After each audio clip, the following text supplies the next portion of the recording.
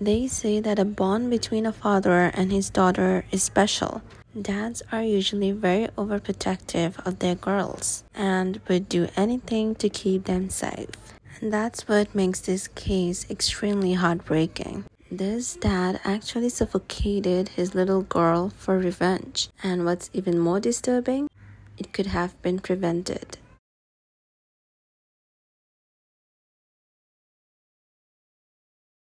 Kayden Mancuso lived in Langhorne, Pennsylvania, with her mom, Kathy, and her stepdad, Brian Sherlock. She had 2 younger stepbrothers that she absolutely adored, and cousins she would often play with. Kayden was described as a vibrant, outgoing, and loving little girl. She loved dancing, singing, and braiding her friends' hair. Those who knew her said she was the kindest, sweetest, and loudest little girl you would have ever met. At 7 years old, Kayden was a student at Edgewood Elementary School, where she got good grades and was a talented athlete and gymnast. Kayden was also super close with her biological father, Jeffrey Mancuso. The two had a really strong father-daughter bond that was absolutely adorable. Although things had not worked out between Jeffrey and Kayden's mom, he seemed to really love his daughter and remained a big part of her life. Sadly, this did not stop him from doing something so horrible to her.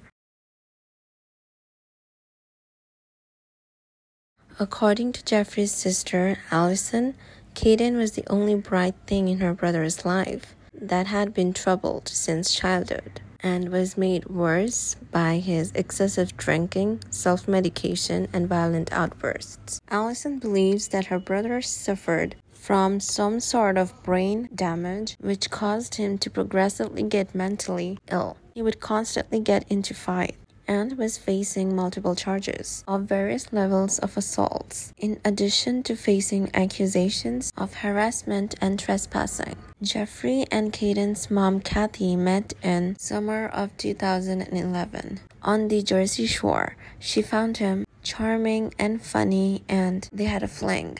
Later on, when she found out that she was pregnant, they decided to move in together to give their baby a home. Though Kathy said in an interview with ABC's Nightlife that their relationship wasn't romantic and they slept in separate rooms. Living with Jeffrey was not that easy for Kathy, as he would insult and humiliate her and was even physically abusive towards her. It got so bad, she even started fearing for her life. She couldn't leave him because she thought that it was the right thing to do for her daughter to be around both parents. And also, despite his aggressive behavior towards her, Jeffrey was really loving towards his daughter, and he was a good father to her. Kayden also really loved her dad and would always brag about him, saying things like, "My dad is so tall. He's so strong," despite the fact that he was only 5'6". Jeffrey's angry outburst would only get worse, and one time he was in a bar fight and he bit a man's ear off. That's when Kathy decided that it was time to go.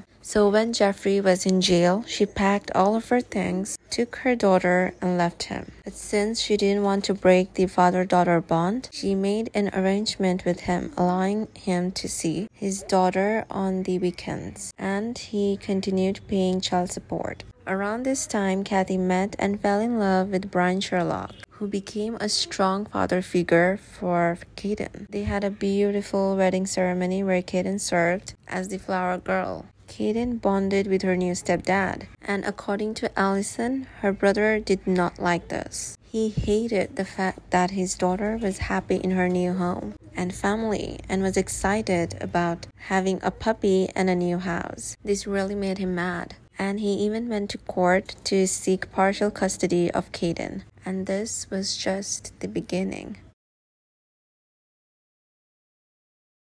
Jeffrey was becoming more and more unpredictable. He was harassing Kathy and Brian, accusing them of all sorts of things, and even calling the police multiple times, demanding that they go to Kathy's house and get Kayden. It actually got to the point that the police were like, "If you continue to harass us, you are going to be filed for charges." So he had to stop. but his violent tendencies continued to spiral out of control. And in one incident, he physically attacked his own mother in front of Kayden. Kayden later told Jeffrey's sister that she was beginning to fear him. When her aunt asked if she thought Jeffrey would hurt her, she said yes. In another incident, Kayden saw him punching his dog and then himself in the face. You can just imagine how that must have terrified her. Her mom by this time was also scared for Kayden's safety, and she tried everything to keep her little girl safe, even filing a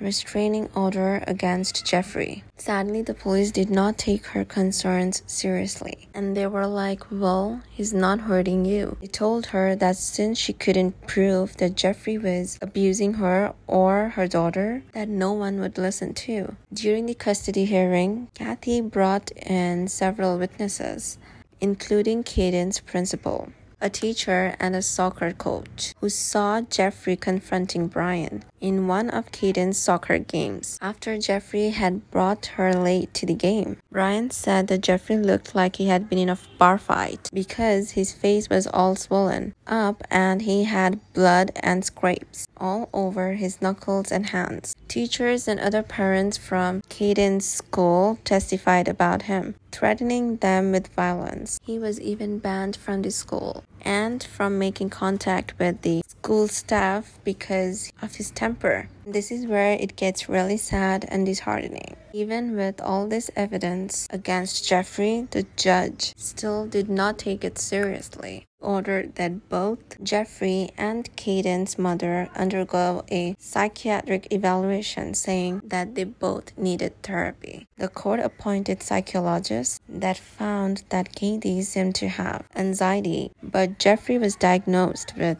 major depressive disorder, moderate with anxious disorder, and identified with narcissistic and antisocial personality traits. But Kathy feels as if Judge Trauger still didn't take her seriously. He thought that I was just, crazy mom. a crazy mom, and he ordered me a mental health evaluation. So at the end of that case, on the 28th, he's like, I think you both need help. Like, I think you both need therapy. And Kathy was deemed by the psychiatric evaluator to have anxiety, but Jeffrey was diagnosed with major depressive disorder, moderate with anxious disorder, and identified with narcissistic and antisocial personality traits.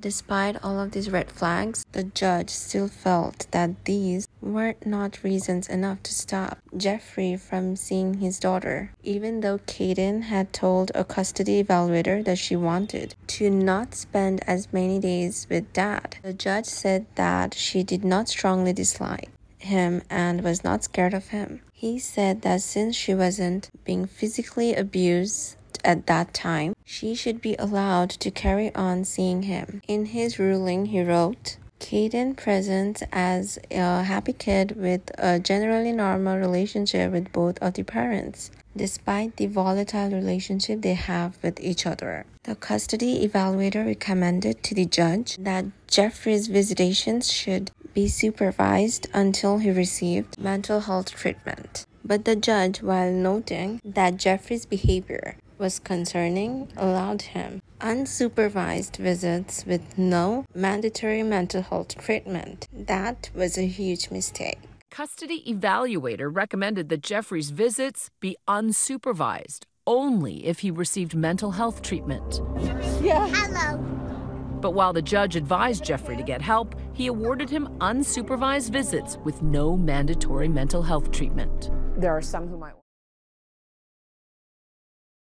Now, after this ruling, Jeffrey showed up at Brian and Kathy's house with the judge's order in his hand, accompanied by police, and demanded the little girl. Kathy later said in an interview that her biggest regret was not ignoring the judge's decision and going to jail herself in order to keep Kayden away from her father. On August 4th, 2018, Kathy and Brian dropped Kayden off at her dad's place for the weekend, but Jeffrey failed to bring her back on Sunday as agreed. Kathy called 911 and told them that she feared her daughter was in danger. The police, however, refused to go to Jeffrey's house, saying that there was nothing they could do since Kayden was with her biological dad. The following day, which was on Monday, August 6th, Kayden's stepdad, Brian, and her grandfather decided to go over to Jeffrey's house and pick Kayden up themselves. When they got there,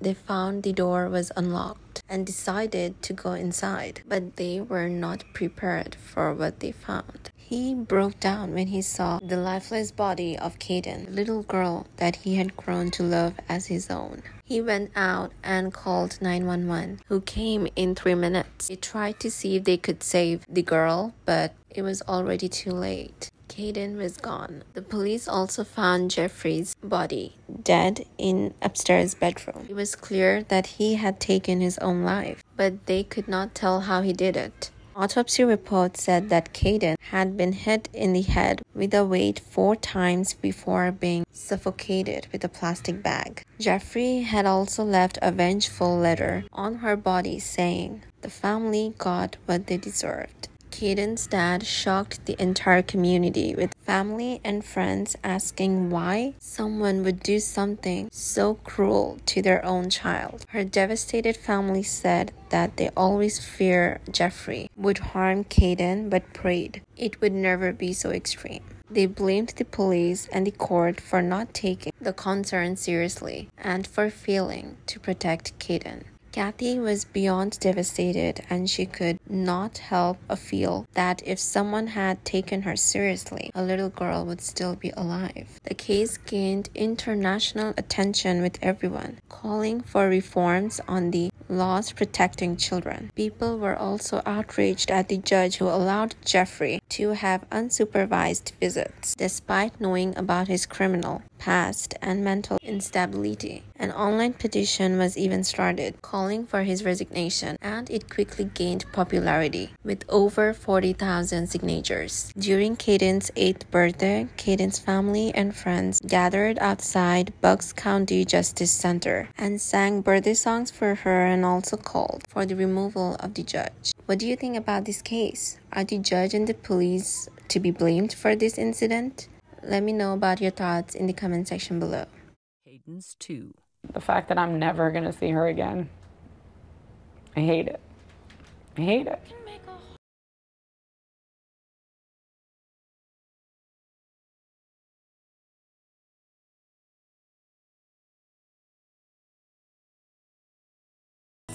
I may be only one match, but I caused an explosion. Hopefully, she caused some sort of explosion that this doesn't happen to someone else. Give me a smile.